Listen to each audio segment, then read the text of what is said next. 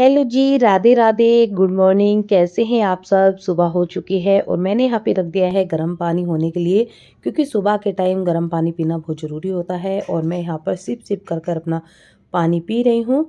और इसके बाद आज हम जाएंगे सगाई करने के लिए, तो उसी की तैयारी में सब लगे हैं। सुबह जल्दी उठ गए हैं क्योंकि हमारा टारगेट है 8 बजे निकलने का, लंबा रास्ता है। तो मैंने यहाँ पर भगवान का आशीर्वाद लिया है। इसके बाद नहा धोकर मैंने अपनी रख दी है चाय बनने के लिए। चाय तो बहुत ज़रूरी होती है। और इसके बाद मैंने अपने कपड़े निकालने शुरू कर दिए हैं, जो भी हमें पहन के जाने हैं। तो ये साड़ी मैं डाल के जाने वाली हूँ आज सगाई में। तो हम लड़के वालों की यहाँ पर सगाई लेकर जा रहे हैं, तो सभी लोग तैयार हो गए हैं और मैं भी अब जल्दी से रेडी हो जाऊंगी। तो मैं आपको दिखाती हूँ अपना लुक।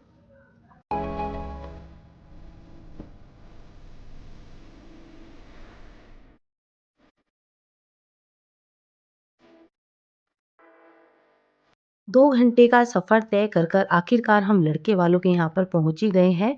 और काफ़ी अच्छा वेलकम हुआ हमारा। और इसके बाद हम अंदर की तरफ एंट्री कर रहे हैं और इसके बाद हम करेंगे यहाँ पर जलपान। सभी लोगों से हम मिले हैं, क्योंकि बहुत सारे लोग मिल जाते हैं जब शादी वगैरह होती हैं। जो जिन लोगों से मिले हमें काफ़ी टाइम हो जाता है, वो भी कहीं न कहीं हमसे मिल ही जाते हैं।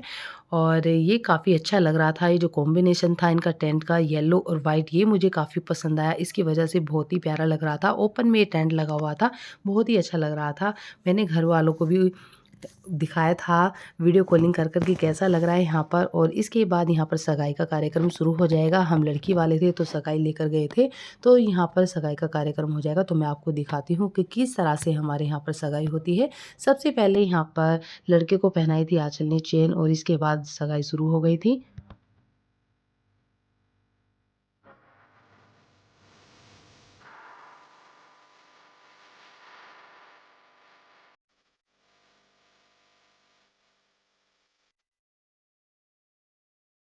सगाई हो गई थी। कहते हैं कि एक पंथ दो काज, लेकिन मैंने आज एक पंथ तीन काज कर दिए हैं एक ही साड़ी में।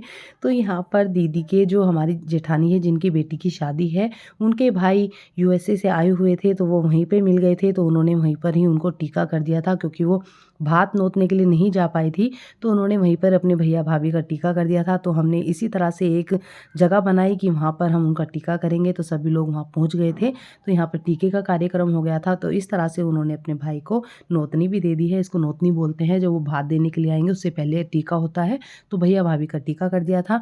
और इसके बाद हम सब वहाँ से निकलेंगे। जो लोग हैं, कुछ लोग घर की तरफ निकल जाएंगे, लेकिन हम लोग जाएंगे तीसरी जगह। अभी मैंने आपको बताया कि एक पंथ तीन काज हम करने वाले हैं। तो मैं यहाँ पर जाऊँगी अपने मामा के यहाँ, वो पास में ही गाँव पड़ता था। तो मैं उनके यहाँ पर गई थी, क्योंकि उनके यहाँ पर थी शादी। तो मैं अपनी मम्मी के मायके जा रही थी, यानी कि मेरे मामा जी के घर।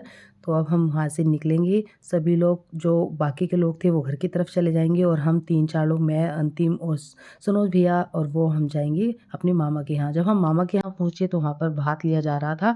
और भात देने वाले जो बंदे थे वो थी मेरी छोटी बहन छवि।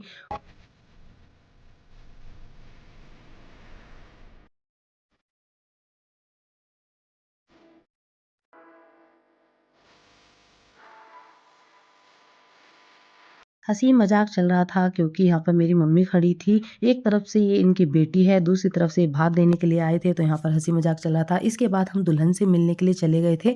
दुल्हन सिर्फ़ हमें थोड़ी देर के लिए ही मिली थी देखने के लिए, क्योंकि वो फिर पार्लर चली गई थी तैयार होने के लिए। और हम ज़्यादा देर उससे नहीं मिल पाए। सबसे मिलने के बाद हम वेन्यू पर पहुँच गए थे। ये अच्छा हुआ कि हम घर पे चले गए थे, तो सभी लोगों से मिल लिए थे, क्योंकि वेन्यू पर कोई नहीं पहुँचा था तब तक, कुछ ही लोग पहुँच पाए थे। और हमें थोड़ी जल्दी थी, क्योंकि हम सुबह से निकले हुए थे। तो हमें घर भी वापस पहुंचना था, दूर का सफ़र था। तो ये पानीपत की साइड था जहां हम गए थे। तो यहाँ पर मेन पानीपत में ही हैं हम अभी फ़िलहाल, जहाँ पर ये मैरिज होम था। और ये इधर की तरफ मैं आपको दिखाती हूँ, ये मेरे मामा के बेटे हैं।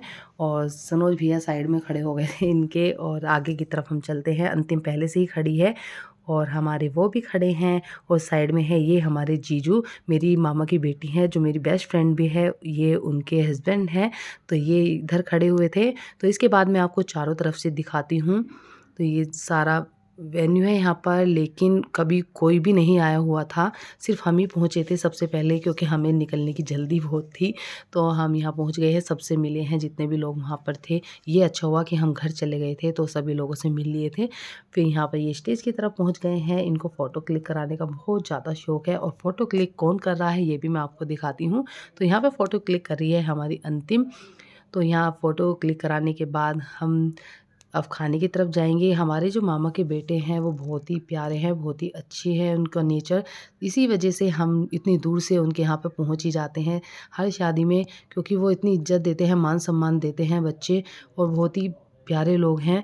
तो यहाँ पर हमने जलपान किया है और काफ़ी अच्छा लगा यहाँ आने के बाद, बहुत ही प्यार मिलता है इन लोगों के बीच में हमें। तो यहाँ हम खा पी कर अब निकल जाएँगे। सबसे जो आहिस्ता-आहिस्ता लोग वहाँ आने लगे थे, तो मौसी के बेटे कहीं किसी को, मतलब बहुत सारे जो जिन लोगों से हम मिल नहीं पाते उन लोगों से भी मिले हैं। ये सारे मेरे मामा के बेटे हैं। इनसे मिलने के बाद और हमारी विदाई इन्होंने कर दी थी, और मिठाई के डब्बे भी हमें दे दिए थे, और ये उसके बिना तो देखो विदाई होती नहीं है, और हम घर आ गए थे। फाइनली हम अपने घर आ चुके हैं, और रात के बजे हैं अब 10। बस अब बहुत ज़्यादा थकावट हो चुकी है, क्योंकि काफ़ी जगह गए थे और बहुत सारी आज फंक्शन अटेंड किए हैं हमने। और बस मैं कुछ कह नहीं सकती, जितनी थकावट मुझे हो रही है। बहुत लंबा सफ़र था। अब अगले ब्लॉग में मिलते हैं आपसे।